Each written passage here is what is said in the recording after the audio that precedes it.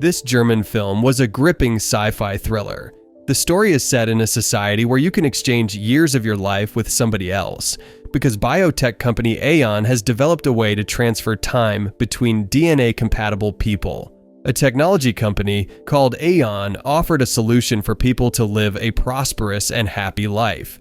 Anyone over 18 could donate or sell their lifespan to someone else for a particular reward, on the condition that the donor and recipient's DNA matched, and that the exchange process took 2 to 3 days. To attract the public's interest, the company created the slogan, "Age donation makes life more meaningful, and the older, the more charming." As a result, many young people were tempted to sell their age for lifestyle or simply to meet their daily needs, while the buyers were old people with money who wanted to be young again and prolong their lives. The scene moved to Aeon's sales manager Max Thoma, offering an age donation scheme to an 18-year-old boy called Dennis. Dennis and his family were immigrants. They had not yet obtained citizenship because of the high cost of getting a residence permit in Germany, not to mention the fact that they were a low-income family and faced deportation to their home country. Denny wanted to sell his age to meet his family's financial needs. At first, Dennis only wanted to donate 3 years of his age, but Max suggested that Dennis donate 15 years in exchange for 700,000 euros, or the equivalent of our 12 billion. But as a result, Dennis would be 33 years old after his age was donated. Dennis finally agreed. If Dennis had worked hard for 15 years without enjoying life, he would not have received so much money. Dennis could use the rest of the cash to get married or start a business. Buying and selling at an old age was common in poor communities. Max often visited slums with low economic levels where he could easily find potential donors. However, some people saw the buying and selling of age as an act against nature and cheating the community. People became lazy because they could quickly get money. They did not realize that the rich were indirectly exploiting poverty as if they were mining age to prolong their lives. Demonstrations often took place outside Aeon's office, and it was not uncommon for Max to be insulted by them. But Max did not care. Everyone made ends meet in their way. Nothing was forced, and the choice was left to each individual. Thanks to his hard work, Max was named the best sales manager with 276 years of sales this year. Aeon's CEO and founder, Sophie Thyssen, was the brains behind the success of this age donor technology. In her speech, she said that many genius scientists and artists died when their careers peaked, such as Albert Einstein, Mozart, and even Leonardo da Vinci. If they could live longer, more new works would be created from their genius. That's why, in an age when age was no longer a limitation, Aeon would provide age donations to 15 Nobel Prize-winning genius scientists, in the hope that the longer they live, the more they would benefit humanity. Everyone in this world had a standard human age of 60 to 80 years. So, there was no concept of human age that no one knew, except when they died of non-natural causes, such as accidents or murder. The scientists were in the Aeon Research Center recovering from age donation surgery. Those who were previously elderly returned to youth without diminishing their genius in the slightest. Even some of those who were once paralyzed returned to normal as before. But the joy was short-lived. After committing his gruesome act, the terrorist, disguised as a nurse, left a watermark as proof that an organization called Adam's Group was responsible for the attack. Adam's Group was a community of opponents of the age donor program. They believed that Aeon had created a system that hindered equality and turned the human age into a commodity that turned people into livestock to be traded for profit. It turned out that the terrorist had been disguised as a nurse for a long time and was stealing confidential company information. The incident inflamed Sophie. How could she miss it? She asked Kaya and her secret agent Victor to tighten security and find out the latest information about the group. Then, the scene moved to a luxury apartment where Max and his wife live. Every day, Elena was late because of overtime. They both have to work hard as the mortgage on their apartment is still outstanding and very expensive. Then, they have dinner together to celebrate Max being named Employee of the Year. The next day, Max and Elena went home to Elena's parents' house. But when they got there, Max argued with his father-in-law, who argued that people were milked like cattle. The rich got younger while the poor died earlier. Max said that those who are milked can live a prosperous life. Poor people became happy when their only treasure was their youth, so why forbid them to sell it? After all, it did not harm either the giver or the receiver. Then, on the way home, something unpleasant happened. Max and Elena saw the unpaid flat on fire. The investigation results said the fire had started from a candle in the dining room, but Max and Elena denied that they had put it out. After all, such an expensive apartment must have a sophisticated fire extinguishing system. The bad news was that the insurance company refused to pay compensation on the grounds of negligence, which meant that they would have to keep paying installments on the apartment until it was paid off, which is worth 2.5 million euros or the equivalent of 45 billion rupiahs. There was another solution. Elena had secretly pledged 40 years of her age to the bank in case they ever needed a large sum of money. At the time, she didn't think much about it and didn't tell Max because the bank said that it could still be sold if she couldn't pay off the apartment. But the apartment burned down. The bank would use her age guarantee to cover the loss. If Elena couldn't hide the debt within a certain period, she would have to give up 40 years of age. Then Max asked that they divide the deficit by 20 years of age and she would donate her age. However, the insurance company already knew that the only donor recipient who matched her DNA had died in an accident. So, inevitably, Elena had to give up her age. So it was inevitable that Elena would have to pay for it herself. The police arrested Elena at the Ion Research Center to prevent her from escaping abroad. The following day, Max met Sophie to apply for a loan so the bank would not seize Elena's age. Max was the best employee and promised to repay the loan in the next few years. Sophie couldn't promise that, but she would work on it. At the shareholders meeting, Sophie was both praised and criticized. The company's profit for the year was huge, but it evaporated. It was said that Sophie had spent too much money on research and philanthropy, which could threaten the company's business in the future. Sophie argued that the research and development it was doing was vital because it could not solve the problem of DNA mismatches between donors and recipients. However, the committee noted that only a tiny percentage of people have genetic disorders that make them unsuitable as donors or recipients. They asked whether the research was worth the investment for such a small market, as the board didn't want the company to lose money. In the weeks since the incident, there has been no news of Sophie wanting to lend Max money. Then Max and his lawyer visited the Aon Research Center to see Elena, but they won't let him. Elena was under heavy guard because the deadline for suspending the donation insurance was in 2 hours. There's nothing Max can do but hope for a miracle. Meanwhile, in another room, the court has finally decided that Elena has failed to meet her obligations. The deadline for suspending the insurance has expired. According to the agreement, Elena was obliged to give her age of 40 years to the creditor, according to the value of the pledged insurance. Shortly afterward, the doctors entered the room and performed the procedure to determine her age. At this point, Elena's physique and age were the same as before, but after the next 2 days, her age would increase by 40 years.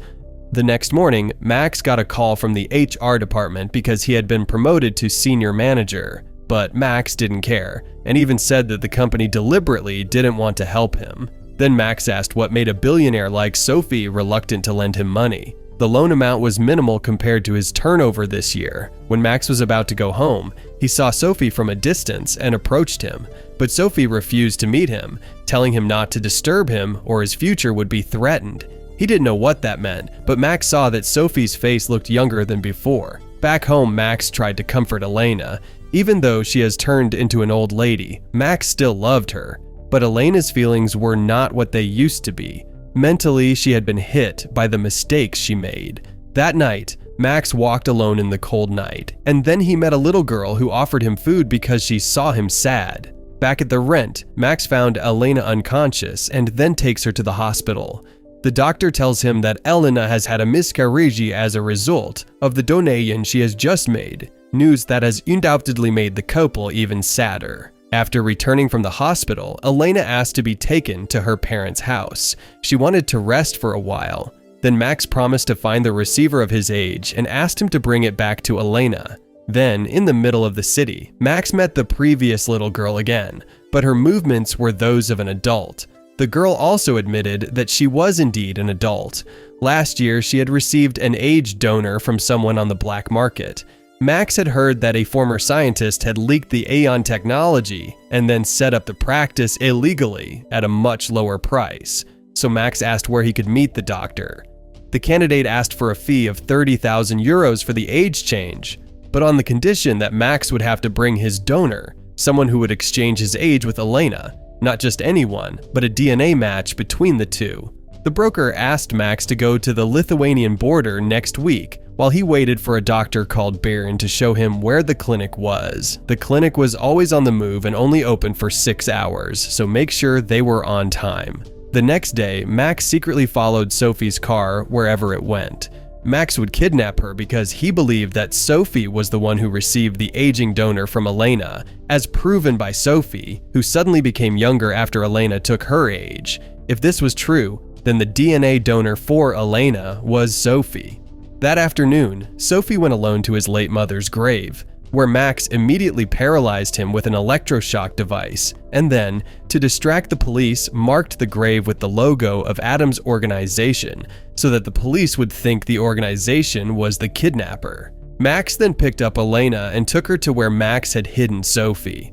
Max told her that Sophie was the recipient of an aging donor and that her face had returned to that of a teenager. Sophie seemed to have deliberately denied her the loan and then kept her at the research center so that she could use it for herself. Kaya and Victor's couldn't just be fooled. Adam's organization usually killed their victims, and this time, they kidnapped someone. CCTV cameras recorded a rental car with a false identity entering this location, and after tracing the renter's identity, it turned out to be Max. Victor then contacted the car rental company to find out where the car had gone, and it wasn't long before Victor found out where Max was. At the safe house, Max and Elena argued. Elena refused because she did not want to be involved in this kidnapping, but Max convinced her that it was the only way to restore her age, and when all was said and done, Max would get Elena out of Germany and start again.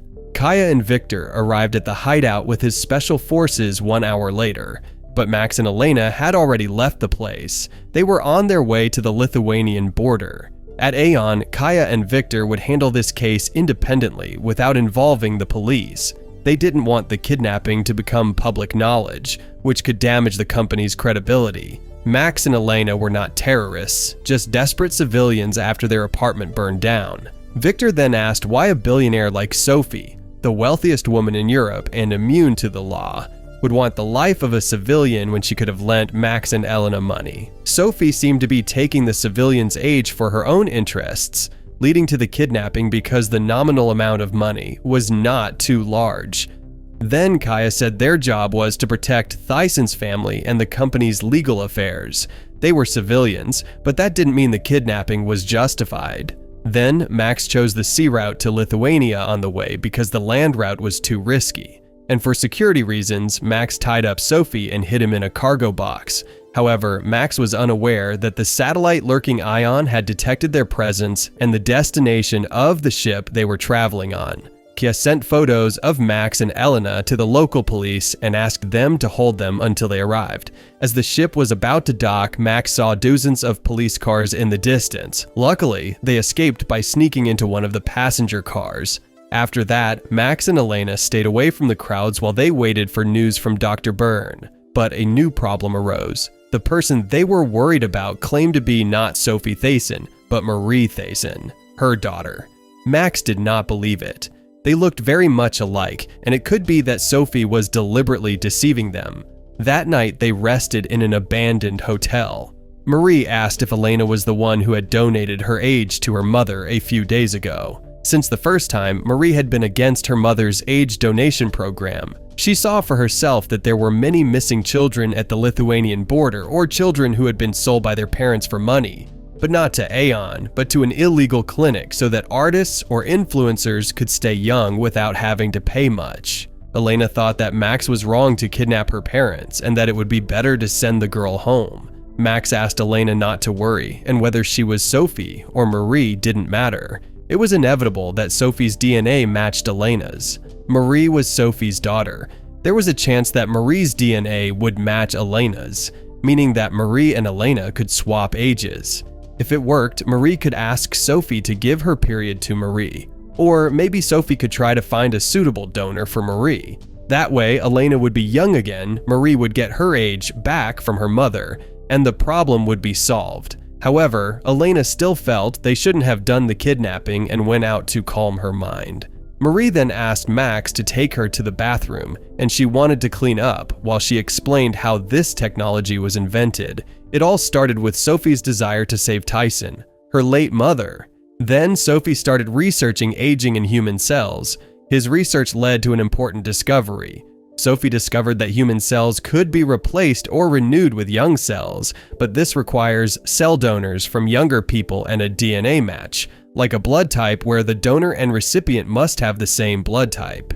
Aeon's technology allowed them to determine the level of exchange according to the amount of age they wanted to increase or decrease. As a result, the donor would receive old cells, indirectly accelerating aging. But Sophie did not have time to find a suitable donor for her mother before she died. As Marie was undressing, Max averted his eyes, but instead, he used Marie to grab the door handle, hit Max, grabbed his mobile phone, and ran out. Marie tried to contact someone but didn't have time to connect and fell into the lake. Luckily, Elena, walking outside, saw and saved her. Elena took Marie back to the hotel and told her to shower. When she took off her clothes, Elena saw no surgical stitches like hers or Sophie's, which meant that Max was wrong to kidnap people. Elena was sorry and asked Max to let Marie go.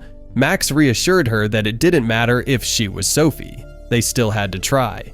Then elsewhere, Lilith informed Max that she already knew everything about him, Elena or Sophie Tyson, and why Max kidnapped Marie, who he thought was Chope. Elena used to be a potential age donor. When her DNA sample was tested, Max fell in love with her instead, canceled the aging donor, and then married her. Since the film's beginning, Sophie has been shown as a middle-aged woman. It was contradictory considering that Sophie was the CEO and pioneer of age donation. Sophie should be able to find an age donor easily with all the facilities she has, but it was not that Sophie didn't want to do it. Elena's was the only DNA suitable for her as an aging donor, so Max indirectly thwarted Sophie's efforts to get the donor. Since then, Sophie has been willing to spend the company's money on research, allowing people with different DNA to swap ages, but her efforts have been unsuccessful. Then Lilith asked if Max and Elena didn't suspect why the bank was willing to make a loan on the condition that Elena's age becomes collateral. The recipient of Max's age-matched donor died in an accident, leaving Max unable to sell his age. Then, suddenly, there was a mysterious fire in their luxury apartment. Strangely, the insurance company denied the claim because of carelessness, resulting in the bank confiscating his age. The whole incident was a deliberate fabrication by Sophie to get Elena's age. Shortly afterward, Dr. Burns sent the location of his clinic, which was only valid for the next 6 hours. But Lilith said that Max might not have time to get there because he'd received information that the Aeon troops would soon reach that location. Lilith would use Max as bait to capture Sophie alive. But it's strange how Lilith knew they were hiding in an empty hotel and was able to get information about the arrival of the Aeon troops. When they arrived, Max came out and asked Kaya to meet Sophie. Sophie agreed and then asked Max to release Marie, and in return he would compensate Elena's loss of 10 million, which was almost 4 times the loan Max had requested. With that much money, Max and Elena could start a new life and even find an age-appropriate donor for her. But Max refused, saying he would only give Marie back if Sophie would provide about 40 years of Elena's age. Max didn't want to be betrayed again by someone who deliberately fabricated events for personal gain.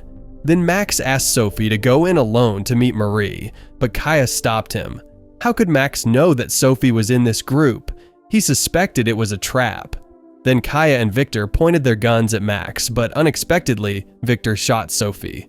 Kaya also quickly shot Victor. Then there was a shootout between the Aeon troops and Adam's group. The situation was getting worse. Max, Elena, and Marie tried to escape in a car, but as they were about to leave, Marie pointed a gun at Elena. It was empty. Luckily, the gun was open, and Elena beat her unconscious. They then went to Dr. Burns' clinic, but on the way, Max suddenly changed his mind about using Marie as a replacement donor for Sophie. It was because Sophie had already died from a gunshot wound. Marie could not get a replacement age because they could not exchange the age of a living person for a dead one. His plan did not work out as he had hoped. Max begged Elena to find another way because he didn't want to bear the child's guilt, but Elena was determined. If the gun were loaded, she'd probably be dead by now.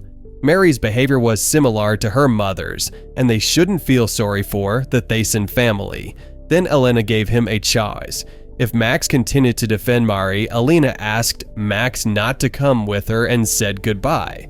Max finally relented and exited the car, leaving Elena to go to the clinic alone. Arriving at the clinic, Dr. Byrne and his men immediately changed Elena's and Marie's ages. It turned out that not only Elena but many young people are victims of illegal age trading. Elena could only keep silent and left the place. Meanwhile, Marie was left to walk alone in the middle of the night.